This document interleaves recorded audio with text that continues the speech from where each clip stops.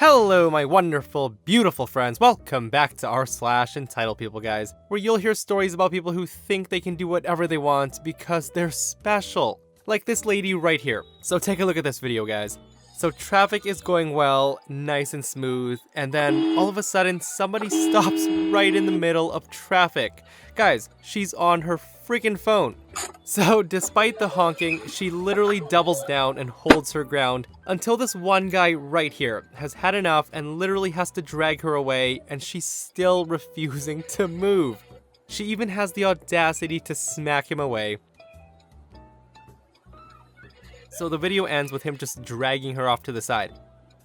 Imagine that though, being so darn entitled that you literally stop traffic to answer your phone.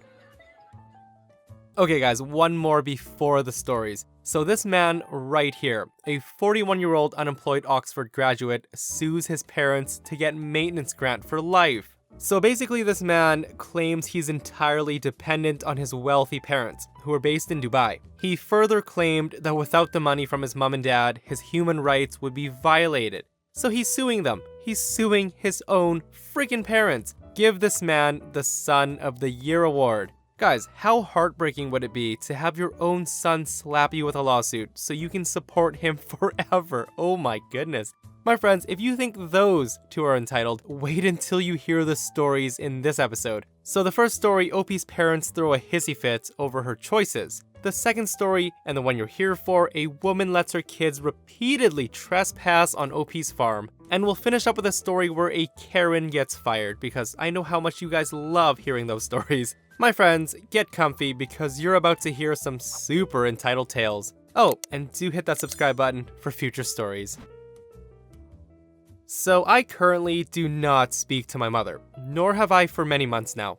But somehow, she still finds a way to butt into my life and the decisions I make for my child. My husband and I both come from families that don't believe in vaccinations. His side is against it, but doesn't shame us for vaccinating our daughter. My mother, however, really has a lot to say about it. So, since we were both raised to not believe in science, it was pretty natural for us to be against vaccinating our daughter when she was born. I had a home birth, so it was easy to avoid everything. We would lie to pediatricians about it and just did what our parents did when we were kids. But since the new vaccine for COVID, I started to consider getting it and decided to do some actual research on vaccinations as a whole. My husband and I made the decision to get vaccinated, as well as getting a schedule started for our 6-month-old baby to catch her up. We went in this morning to get her first shot. Everything went smoothly, and so far, she seems fine. She's been fussy and sleepier than usual, but the pediatrician said it's normal and will go away in a day or two. We left feeling proud that we were able to educate ourselves effectively and set our baby up for success. And then I get a call. It's my grandpa, or so I thought. I answer, and the first thing I hear is, "When you wake up and she isn't breathing, you'll be sorry. I can't believe you did this to my little girl." So I hang up immediately and start to panic. I eventually traced it back to a family member that's a doctor.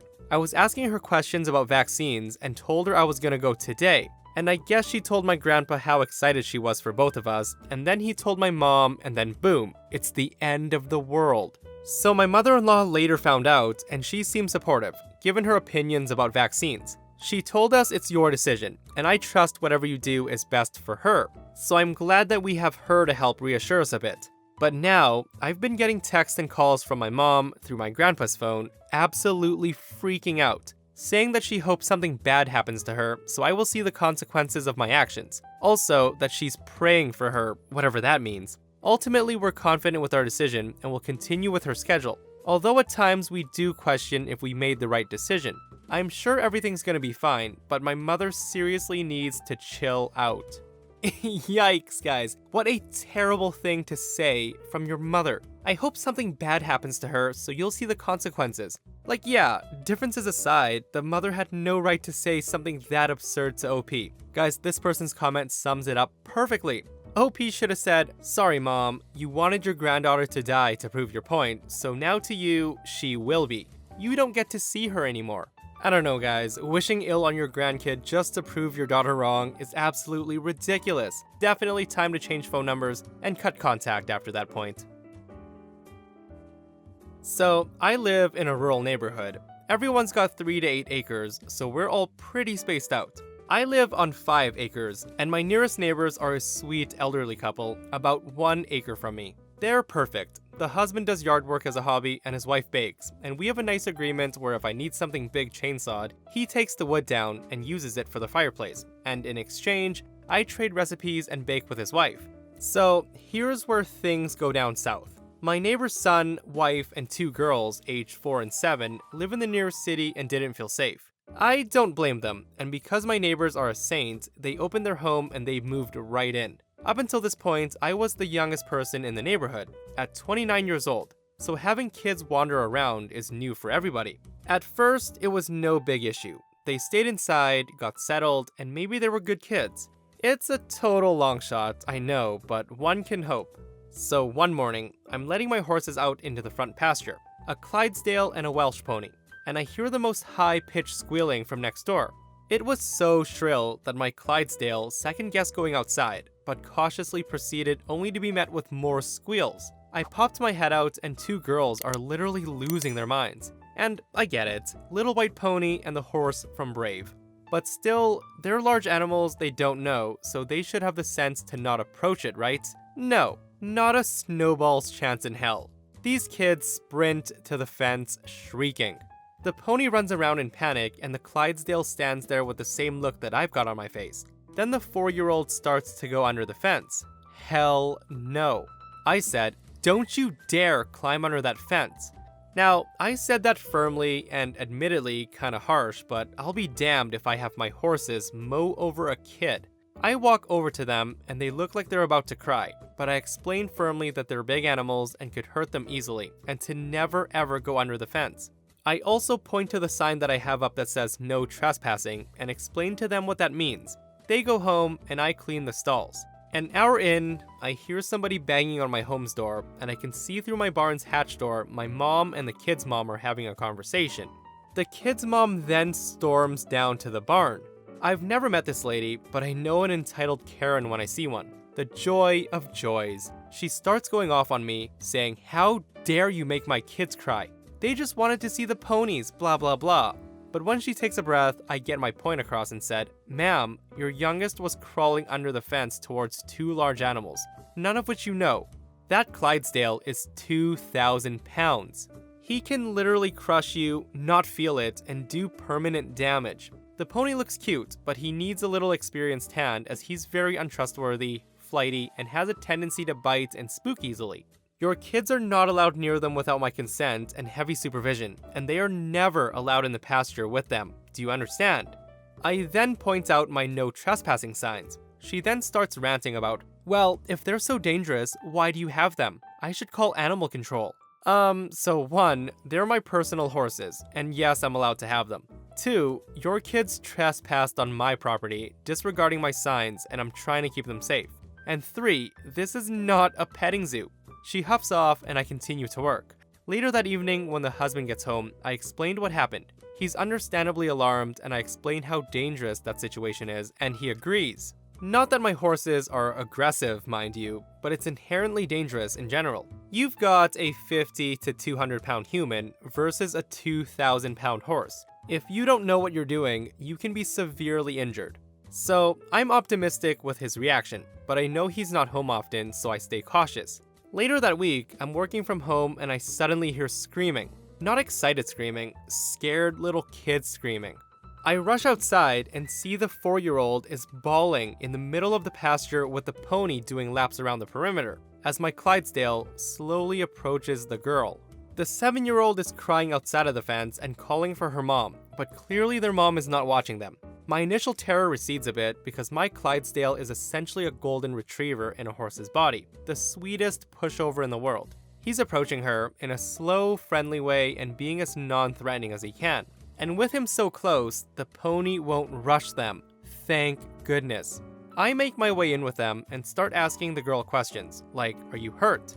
Being paramount, she's not, but she's clearly scared, so I pick her up and walk out, making my Clydesdale heel to me just in case the pony gets a dumb idea. The mom is still nowhere in sight, so I take them to my neighbors. What proceeds is about 30 minutes of screaming and crying. The girl's mother was the one to open the door. She starts screaming at me and firing off questions before my neighbors intervene. I tell everybody exactly what happened, and my elder neighbors blew up at her. Not me. They screamed at her for being so irresponsible and negligent, and how they could have been hurt. The Karen tries throwing blame on me, but they weren't having it. My neighbors apologize profusely, and I go about my day until the husband gets home. He came by and apologized too, for his family's behavior and especially the behavior of his wife. I accepted it and said I understood. They are little girls. I too know the allure of magnificent fluffy horses. The mom was at fault for not watching the kids, and I'm just glad everybody was okay. The girls were still really shook up, so I extended an olive branch. Because, well, I was an overexcited kid who liked horses once too. I was just with a horse mom who knew what she was doing, and I didn't want this to completely traumatize them from being around horses. So the next day, I properly introduced them to my Clydesdale, with him in his stall with the inside hatch open, and the girls being supervised by their father and me. They loved it. Clydesdale loved the attention, and everybody's happy, right? Except for the mom, who took my olive branch as an offer to teach them horseback riding, to give them free lessons and other crap, but her husband shot it down hard, and presumably so did my neighbors. Since then, it's been pretty quiet. I did, however, install a second electrical wire at the bottom, not just over the top, just in case, and yes, they did test it. The 7-year-old got zapped pretty good and got in trouble with her dad. Here's to hoping it stays peaceful. But seriously, don't go up to animals you don't know.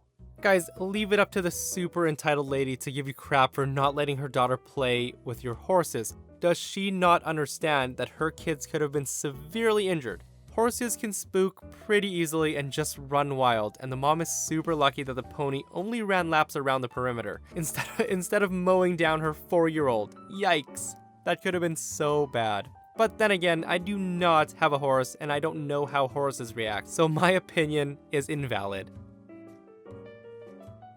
I was working for a decent-sized family company that had internally promoted a manager from a different department to run a sizable branch for the company. He was warned about a particular employee who was known to cause trouble and was generally very contentious. I'll call her Karen.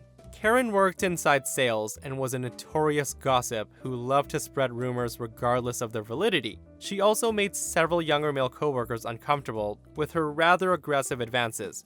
At best, she was okay at her job, but generally made the workplace less than stellar. Karen also had a reputation for annually seeking raises from the prior manager by resigning. This was usually met with some form of concession just to placate her and keep her.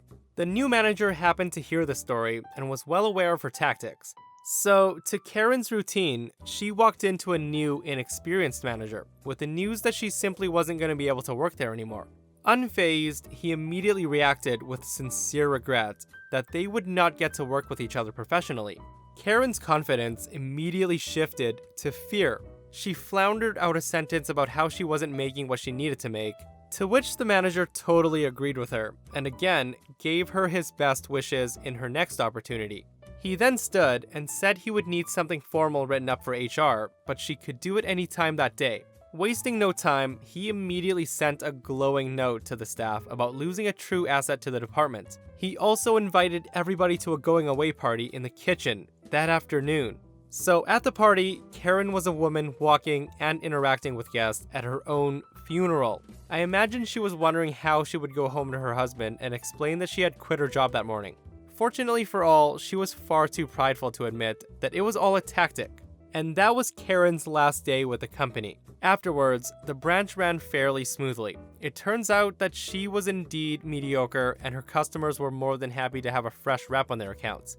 Oh my goodness gracious, guys. So this actually happens all the time at my work. Guys would threaten my boss by telling him that they'll quit. And so many times my boss just says, "See ya."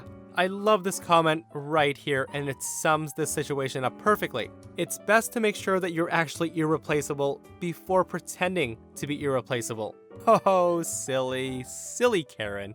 And that, my friends, brings us to another end of our slash entitled people. Guys, I hope you enjoyed the stories today, and if you did, hit that like button. And if you missed the last episode of our slash entitled people, another Karen encourages people to trespass on OP's property, saying that OP has a public playground. Oof. Check it out if you haven't, and I'll see you guys in the next one. I love you.